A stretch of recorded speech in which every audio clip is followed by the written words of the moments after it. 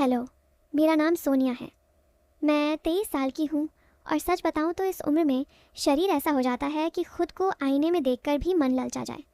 मेरी कमर पतली है, कूल्हे थोड़े भरे भरे और चलते वक्त वो लय ऐसी आती है कि लोग पीछे मुड़कर देखते हैं। मेरे बाल लंबे हैं, काले, और जब मैं उन्हें खोलकर छत पर खड़ी होती हूँ तो हवा उन्हें उड़ाती है और मुझे लगता है जैसे कोई छू रहा हो। मेरी हंसी में एक मिठास है। लोग कहते हैं कि मेरी आवाज़ सुनकर दिल को सुकून मिलता है, लेकिन कुछ लोगों की आंखों में वो चमक आ जाती है जो कुछ और कहती है। मैं गांव की हूँ। हमारा गांव है भोला नगर, जहाँ खेत हरे भरे रहते हैं और शामें लंबी होती हैं। मैं अपनी कहानी खुद सुना रही हूँ, जैसे कोई सहेली बैठकर घंटों बात कर रही हो। ये कहानी थोड़ी लंबी है, धीरे धीरे चलती है, और इसमें वो सब है जो तुम सोच रहे हो, लेकिन वैसा कुछ नहीं होता जो तुम उम्मीद कर रहे हो। बस सुनते जाओ। हमारे गांव में एक पुराना तालाब है, बड़ा साफ पानी वाला, जहाँ गर्मियों में लोग नहाने जाते हैं, लेकिन लड़कियां कम जाती हैं क्योंकि रास्ता जंगल से होकर जाता है। मैं अक्सर शाम को वहाँ जाती थी, अकेले, क्योंकि मुझे उस शांति से प्यार है। पानी के किनारे बैठकर पैर लटकाकर रखती और सोचती रहती। एक शाम मैं वहीं थी, साड़ी का पल्लू हवा में उड़ रहा था, बाल गीले थे क्योंकि मैंने पैर पानी में डाले थे। तभी दूर से कोई आता दिखा, लंबा, गोरा, कंधे चौड़े और हाथ में एक कैमरा लटका हुआ। मैंने सोचा शायद कोई फोटोग्राफर है। वो पास आया और बोला, बहन जी, ये तालाब कितना सुंदर है, क्या मैं कुछ फ़ोटो ले सकता हूँ? मैंने ऊपर देखा, उसकी नज़र मेरे चेहरे पर थी, लेकिन थोड़ी देर के लिए नीचे भी गई। मैं मुस्कुराई और बोली, ले लीजिए, लेकिन सावधानी से, पानी गहरा है, कैमरा गिर गया तो निकालना मुश्किल होगा। वो हंसा। चिंता मत करो, मैं चीज़ों को अच्छे से पकड़ता हूँ। उसका नाम था विक्रम। वो शहर से आया था, कहता था कि वो वाइल्ड लाइफ फोटोग्राफी करता है और हमारे इलाके में तो कुछ दुर्लभ पक्षी देखने आए हैं, लेकिन उसकी नज़रें पक्षियों से ज़्यादा मेरी तरफ रहती थीं। वो रोज़ शाम को तालाब पर आता और मैं भी होती। हम बातें करने लगे। वो फ़ोटो लेता रहता, कभी पेड़ों की, कभी पानी की लहरों की, और कभी कहता, सोनिया, तुम इस तालाब के साथ कितनी अच्छी लगती हो, जैसे तुम्हारा ही हिस्सा हो। मैं हंसती। हिस्सा तो सबका है, लेकिन ज़्यादा गहराई में जाना खतरनाक होता है। वो करीब आकर बैठता, बोला, गहराई ही तो मज़ा देती है, ऊपरी सतह पर क्या रखा है।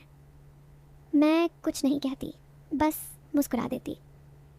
धीरे धीरे हमारी बातें लंबी होने लगीं। वो मुझे अपने कैमरे में फ़ोटो दिखाता, कहता, देखो ये सूर्यास्त कितना सुंदर है, लाल लाल जैसे कोई गर्म हो रहा हो। मैं देखती और कहती, हाँ, लेकिन ज़्यादा देर देखोगे तो आंखें जल जाएंगी। वो हंसता और कहता, जलने में भी एक अलग मज़ा है ना। मैं विषय बदल देती।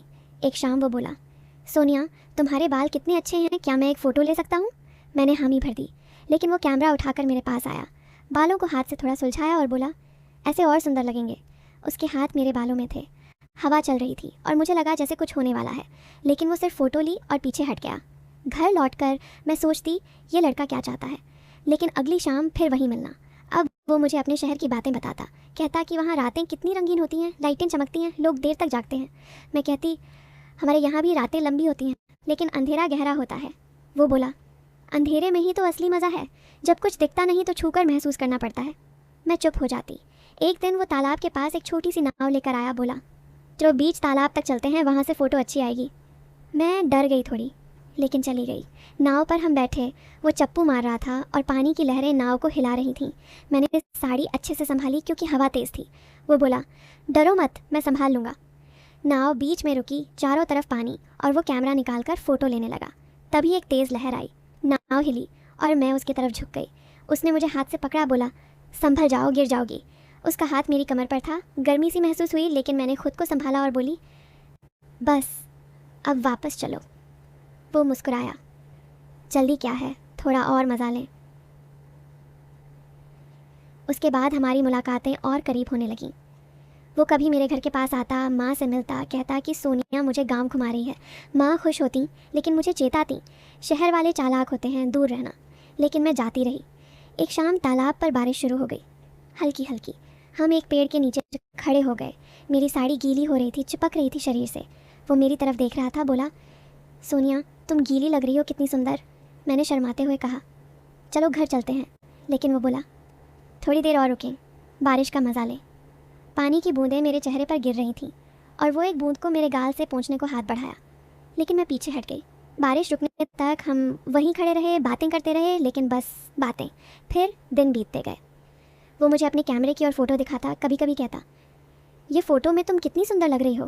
मैं डांटती, ऐसी बात मत करो, लेकिन वो हंसता। एक दिन वो बोला, सोनिया, मैं तुम्हारे साथ एक जगह चलना चाहता हूँ। जंगल के अंदर एक छोटा सा झरना है, वहाँ कोई नहीं जाता। मुझे लगा मज़ा आएगा। चली गई। रास्ता तंग था, झाड़ियाँ थीं, कभी कभी उसका हाथ मेरे हाथ से छू जाता संभलते वक्त। झरना बहुत सुंदर था, पानी ऊपर से गिर रहा था। वो बोला, चलो नीचे जाकर खड़े हों, पानी की बौछारें लगेंगी। हम गए। पानी ठंडा था, मुझे सिहरन हो रही थी। वो मेरे पास खड़ा था, बोला, कितना ठंडा है, लेकिन पास आओ तो गर्मी मिलेगी। मैं हंस पड़ी, लेकिन दूर रही।